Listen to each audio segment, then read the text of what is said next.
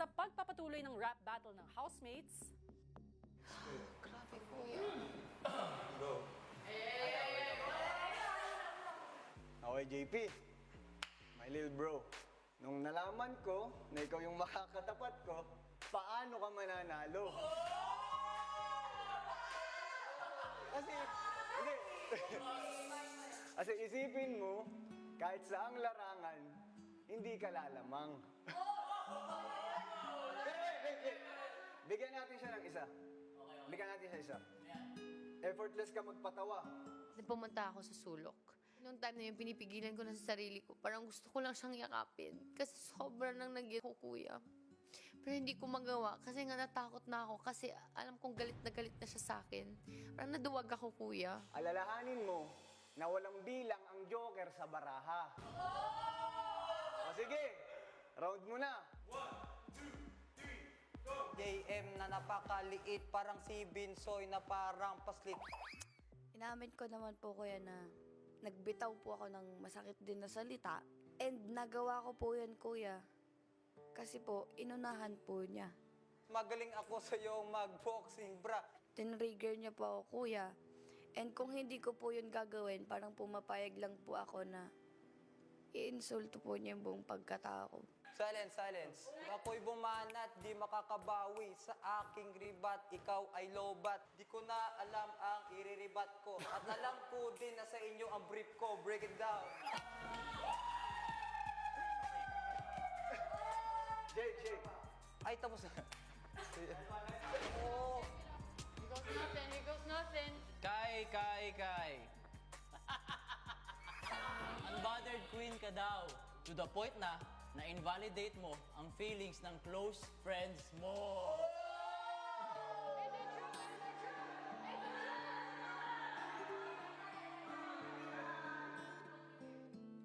Nung time na nag-battle, parang I was so time pressured. I was so pressured honestly, by Dylan. Opensa ka. Ngayon pa lang talo ka na kung depensa agad iniisip mo. O sige, round mo na. Galingan mo ah. If it weren't for JM, would you have wanted Ate Jazz? Are you only calling her tropa kasi ikaw na yung nag-a-adjust?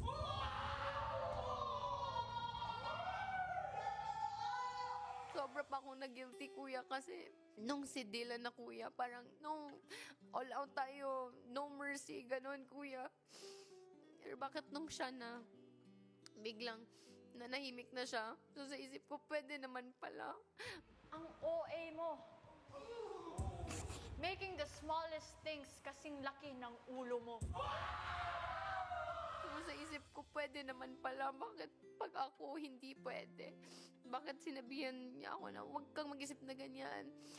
Parang acting lang yan, Jazz. Kaya mo yan. So parang I felt like I didn't have a choice. Jaren, alam naman natin na magaling ka, pero di sapat ang iyong galing para ako'y mapatumba. Dahil sa dami ng pinagdaanan ko, pulido na to do. Ugwa ko'y labot kung sa London pa kanida ko. Pero sana kaibigan, huwag mong dibdibin. Dahil alam naman natin, isa lang ang mananalo sa atin.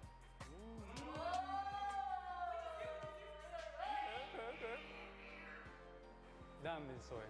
I can smell you from here. Promise me during this battle, you won't shed a tear. I can see why you didn't want to return my slippers. You didn't want to give my slippers back.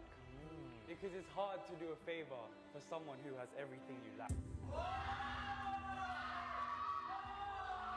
For me and Binsoy, I'd say it started quite personal. Medyo nag-iba ho yung mood ko, kuya, at sinabi ko sa kanya yung totoo. Meron ka man neto, balik ko to sa'yo. Di naman yan importante sa akin. Pero mas importante sa akin yung pagkakaibigan natin. Matalo man ako, meron ako sa inyo.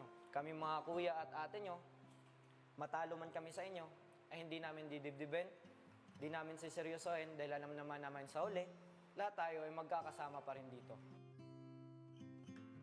And then nung kay Binsoy, kuya, nung last, matalo man kami sa inyo teens, nagiging ate and kuya naman kami, mas importante yung relationship. So sabi ko sa utak ko, bakit ang unfair? Kundi battle din rin ito para may matutunan kayo sa amin at may matutunan din kami sa inyo. Okay. Binsoy, put that back on. Let's have fun. Bakit hindi niyo to sinabi sa akin before? Ako rin, Binsoy. Sama tayo. Bakit yung lagi niyo sinabi sa akin is huwag mo intindihin feeling sa iba. Ikaw muna. Gawin natin to para manalo tayo. Let's go!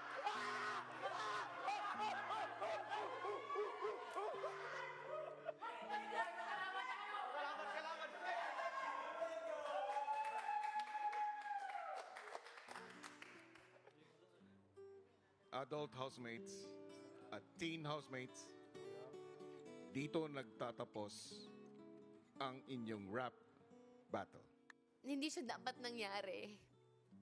And bakit yun hinayaan ko? Kaya sobrang galit ako sa sarili ko, kuya.